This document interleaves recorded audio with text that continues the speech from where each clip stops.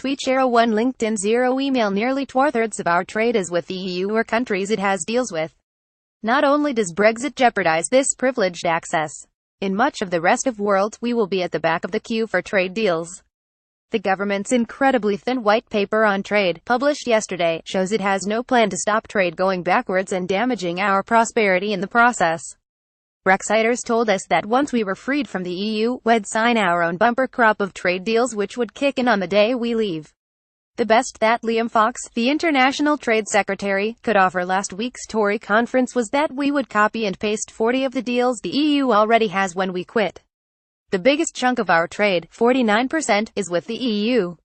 The Brexiters are running a huge risk with this. Whatever deal we do won't be as good as what we've currently got.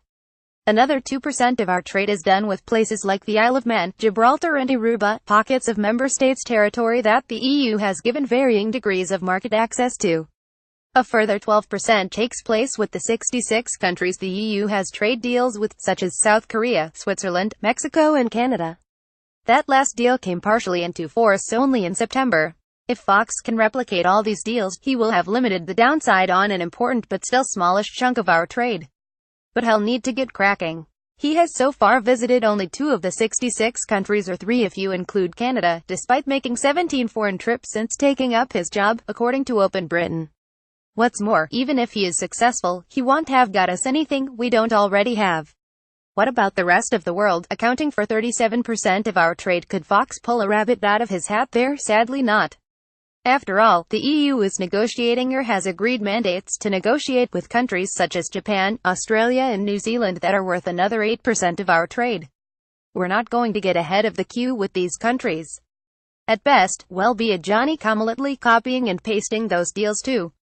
The EU could soon have deals with countries accounting for 71% of our trade. That leaves little room for Fox to swash and/or buckle his way to a brighter future. No trump cards of the remaining 29%, just over half is with the US. Brexiters used to hope that by sucking up to Donald Trump, they'd get a sweet trade deal with America.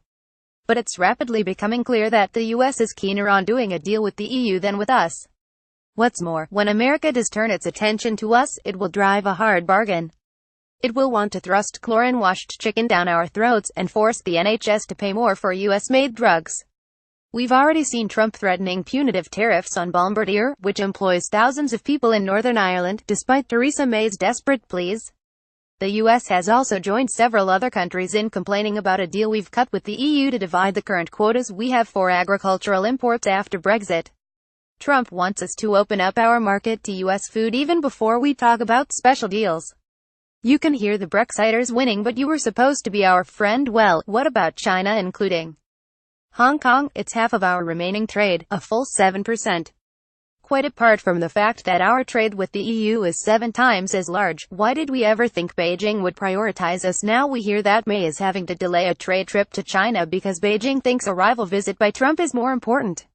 Okay, then, what about the rest? Well, the biggest 3 trade partners are the United Arab Emirates, Russia and Saudi Arabia.